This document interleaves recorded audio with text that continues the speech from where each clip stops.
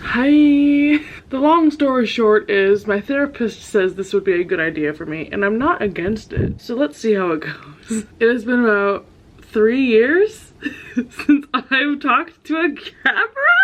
I think I'm in a much better place mentally than I was. Like, obviously we were in a pandemic, wasn't feeling like recording, but also I hate to get on here and say like the cliche, like I've done some soul searching, but I mean, I feel like I'm at a better place and I can start this again and see how it goes. And even though I'm terrified of all my coworkers finding it, that's the risk we have to take. I guess the first update would be, come here. I am now a cat mom of 3. Unless you are the management office of my apartment, in which case, what third cat? That's crazy. This little menace is my favorite thing. Gordo is right here. Rosie is probably hiding from her brothers because they are a lot. But not much has changed, except I'm older. And I've read a lot of terrible books this year. I don't know what to do. This is gonna be the start of a new vlog, I think. And this will be a good thing, I think. In the tradition of doing like a what you missed on Glee, the short of it is I had a miserable pandemic year, felt terrible about myself and my body, didn't feel like filming or editing videos, lost my job in 2021. Guess who just got fired? That was fun. Got rehired, doing better. I have been trying to find books that I like. Here's the problem. I have been reading so many terrible books lately, and I want to blame that on TikTok, but it's also my fault. This is my start of a reading vlog because in 2023, I'm reinventing myself. I'm going to get back to reading what I like. I don't think I've rated a single book 5 stars this year, other than the One Dance with the Duke series by Tessa Dare.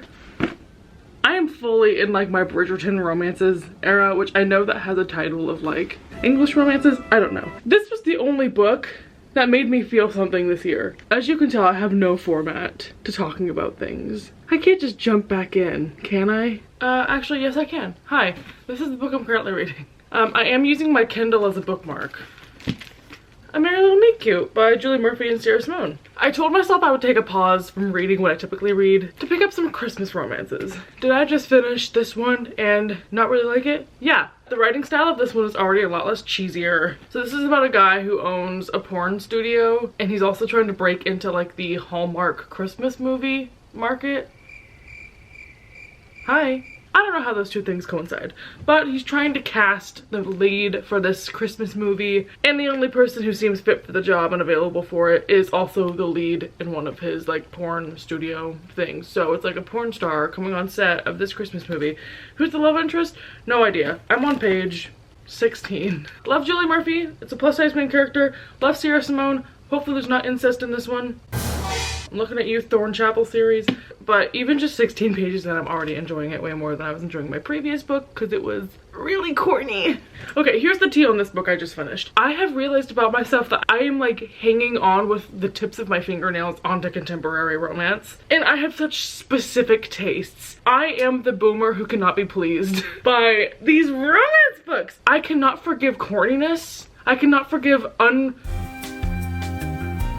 implausible plots. It just takes me out of it. I'm just over it. That book had its moments of like really sweet friends to lovers, but the entire plot was just baloney. The good moments did not outweigh the bad. So I gave it like 2.5 to 3 stars. It was fine. But today's my last day of work, and then I have 2 days off, and then it's the weekend, and then it's Christmas. So I think I can knock this one out. Another reason why I'm scared of restarting this is I'm at like a book a week pace right now. We'll see how bored we get, but at least I'm back. Hi.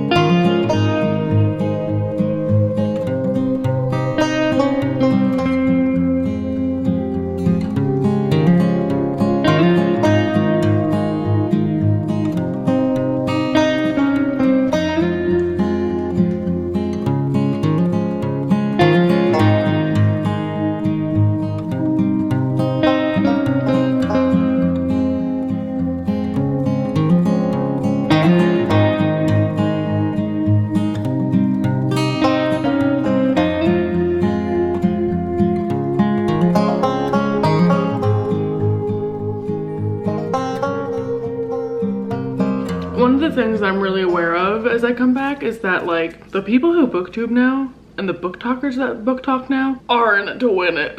You know, I can never compete with the people who do YouTube as their jobs because they are good at it and they keep up with the trends. I'm not here to compete with people. I'm here to just eat my garbage plate, have someone to talk to that isn't Gordo. I trust that you all will follow me on the journey of just like doing my own thing. The second point I wanted to talk about, the thing that I realized when I went back and rewatched a lot of my videos and that I noticed, and it's kind of a reason why I quit, is I did not have boundaries with bringing the vlog camera into my life. I could literally be in the bathtub, on the toilet, at my desk at work, vlogging away. And I love bringing people into my life. But that created an environment where I didn't have like my own space. A big reason why I decided to come back is because I told myself I would start to add boundaries to like what I talked about, where I brought the vlog camera, to make it healthier for me so that I'm not broadcasting every aspect of my life.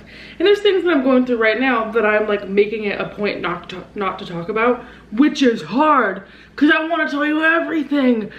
I don't want to have any secrets. I just want to like make this so vulnerable and open. And eventually maybe I can tell you. It's nothing bad.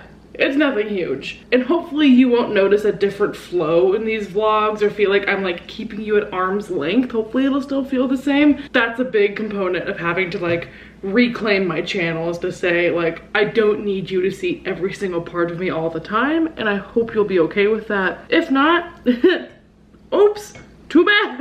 And then the other thing I forgot to tell you about, I showed you my new cat, but I didn't tell you anything about him. His name is Sharpie. He's actually, if you've been here a while, one of Gordo and Rosie's siblings. I played 8-ball with a guy I matched with on Hinge. On iMessage? Yeah. Did you take it to Snap first? No. Straight to the Didn't number. leave room for Jesus. Did not leave, straight clit sucking. Straight dice into the clitoris. Okay, well hi vlog, this is Shelby. This is me introducing you to the vlog. Oh, we'll pretend that never happened. Okay. This is Shelby. Shelby has been in my life since March? Probably before that, but we really didn't become besties until March. I tried.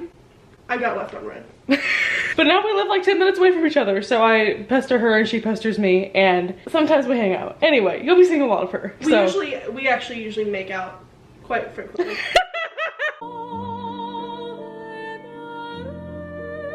I don't know why I'm doing a reading update. I don't need to make this vlog like reading specific, but I made it to page 82 of my book and I'm really liking it. We're gonna go look at Christmas lights and go to the library and go to PetSmart and make out. I don't know, we'll find out.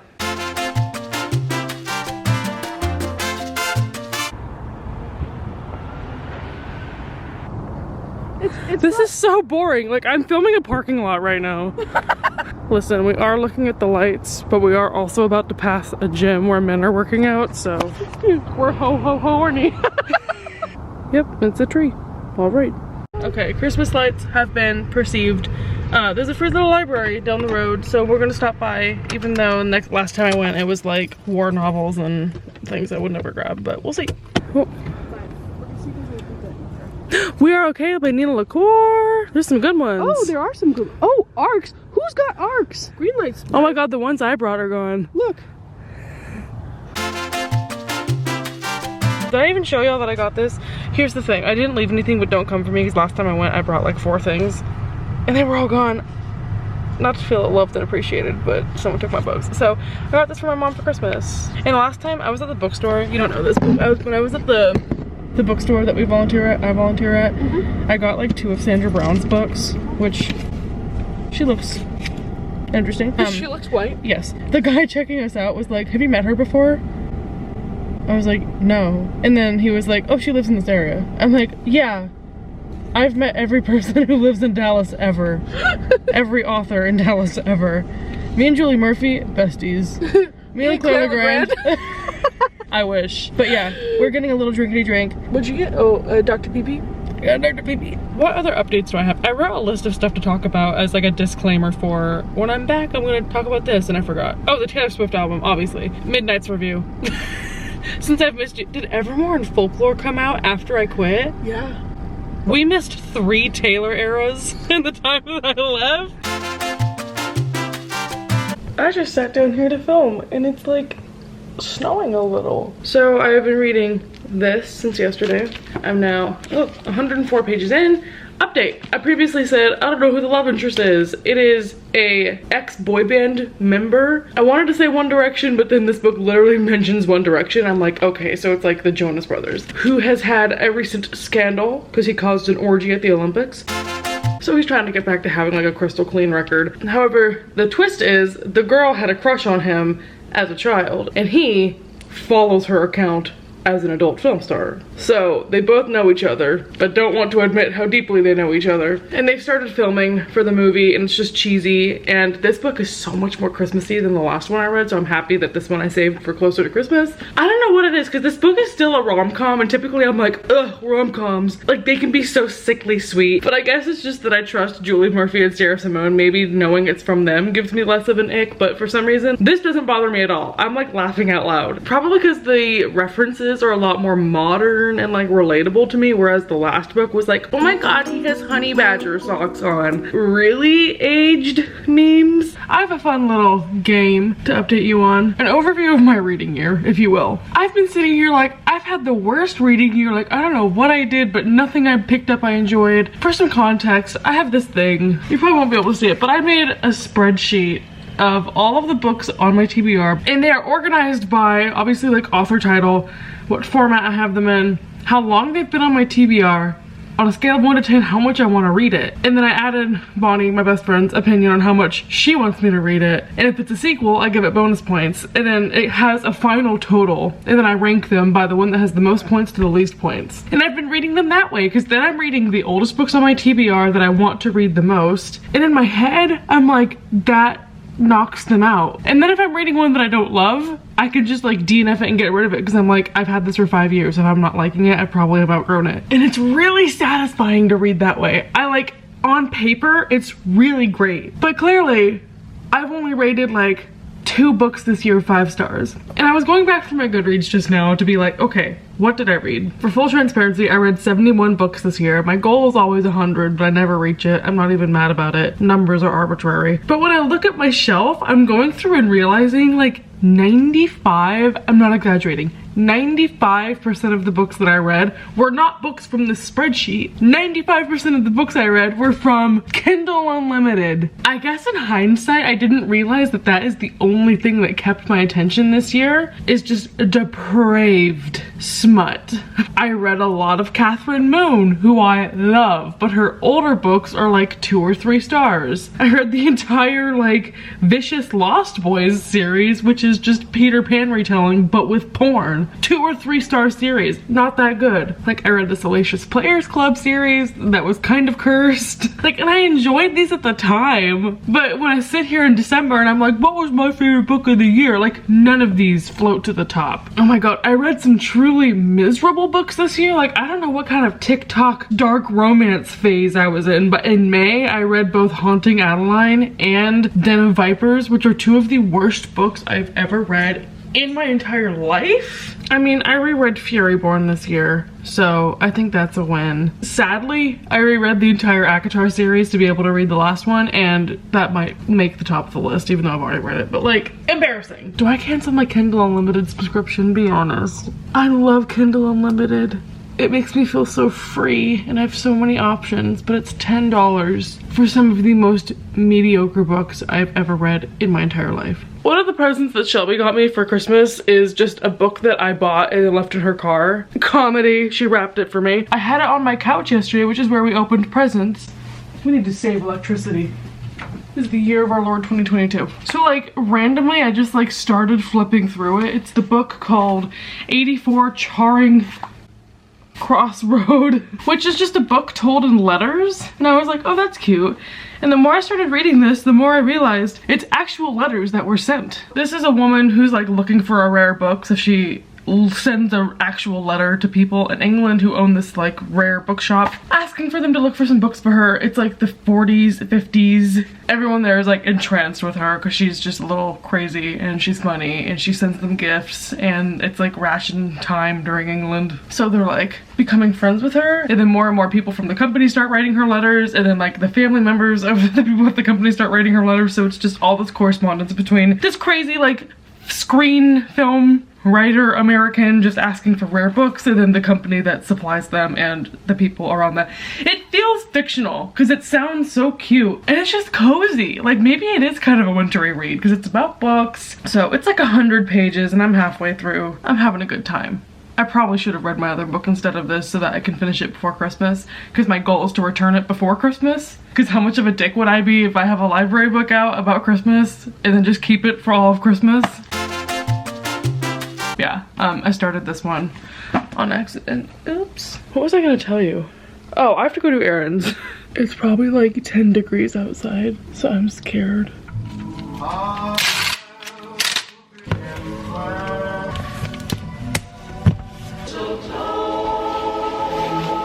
Will find me. I don't know that I missed it about YouTube, because there's a freedom in not having to pick up the camera all the time. But there is something about like romanticizing your life that YouTube helps with. Because the littlest tasks like going to the post office become an adventure.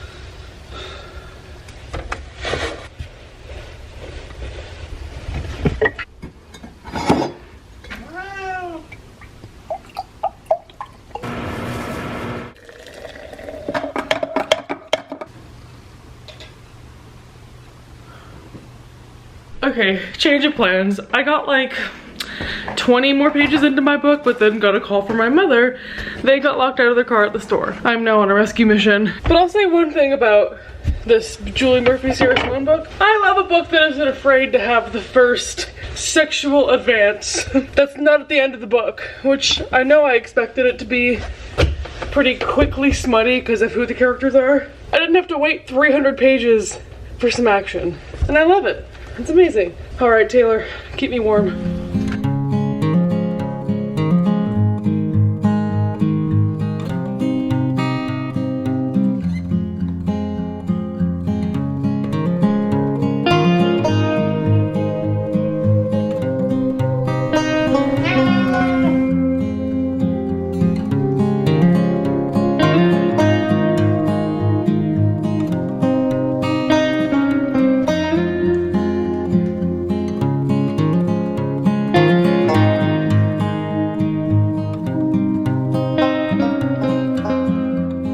Dinner, eaten, dishes, washed, Shelby, FaceTimed, Hotel Trivago. Time to keep reading.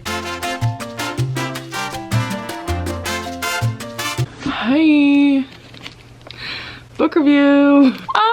Overall, like 4 stars. Didn't love it, definitely didn't hate it. For a book about a celebrity, which is a hard thing for me to enjoy, it was actually pretty well done. There are parts of it that I still feel like are a little weird, like this girl had a childhood crush on this guy, and they like had sex in her childhood bedroom where there were posters of him as a teenager there, and I was like, but it did deliver on Christmassy vibes. Both main characters in this are bisexual. Like, yeah, it was great. I know I'm probably uploading this well after Christmas, but next year, I think you should definitely add this one on your list. And speaking of lists, I made a list of things I wanted to read this year for the Christmas season. Some of them were a stretch, like I don't even own them. I think the next one on the list would be In a Holidays by Christina Lauren. Obviously I've had it on my bedside table for the past month. I can usually fly through a Christina Lauren, and it's been a while since I've read from them. They used to be like my #1 romance author, but now they just write very mid books. That one is probably the last one I'll read because then it's after Christmas, but the other books that I had put on my list of like maybe I'll get to that is A Christmas Carol, Narnia, The Golden Compass,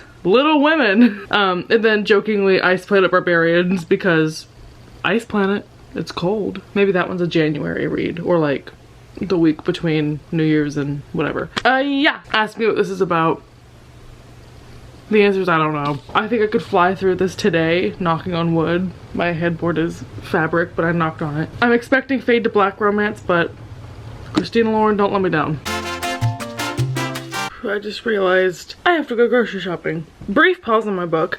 I did start it. I got page 29. This book drops you in on a random scene, and there's like 4 families of people with different names, and it's so confusing. And it like does not hook you at all. I'm just like, what is going on? So I'm not sad about putting this one down. I just have to don my fluffy coat again and then brave Aldi the Friday before Christmas. Hi, hello, good morning. I have just finished In a Holidays by Christina Lauren, which I read most of in one sitting after complaining that it made no sense. I think at like page 50 the plot starts to thicken. Basically this book is if Groundhog Day meets The Summer I Turned Pretty. It's like this girl that goes to this cabin with her family and family friends every Christmas. She gets into a car accident and then wakes up 6 days earlier on the plane to the cabin and like relives the same vacation week until she like gets it right. I get what this book was trying to do, but I didn't love it. I don't know, like cute concept. I think I'm more forgiving of books that do like wistful corny stuff because they're like Christmassy, but it just kind of didn't make sense. The guy was kind of a jerk at the end. It was fine. I mean, for a book about a girl who has to like go back and repeat time, she only went back 3 times, which I feel like wasn't enough, but cool. So that's 3 holiday books down in like 3 days. This shelf down is my TBR. As you can see, running out of space here. Hi! The next book I want to read is this little one. I've never read this, but I feel like I need to. And I got this used edition, and I'm kind of obsessed because the bookmark in here is like someone's flashcard for school. I'm sure I could finish this all tonight, but I don't think I want to attempt that. As much as I dream about like reading this next to the Christmas tree, like very atmospherically, I have a feeling that when I go to my parents' house tomorrow, I'm gonna be distracted. And I know I won't get any reading done, so I'm gonna try and read this tonight, tomorrow. I mean, this book is only like 50 pages long, so we'll see. And we're back at the beginning. Hi, it's a couple days after Christmas. Kind of left you hanging there, but I took a couple of days to hang out with my family. Also, I ate shit falling down the staircase at my apartment on Christmas Eve, so I've been resting my knee that I wrecked in that tumble. But all that to say, I finished A Christmas Carol while I was at my parents' house. I read like half of it on Christmas Eve, the second half on Christmas Day.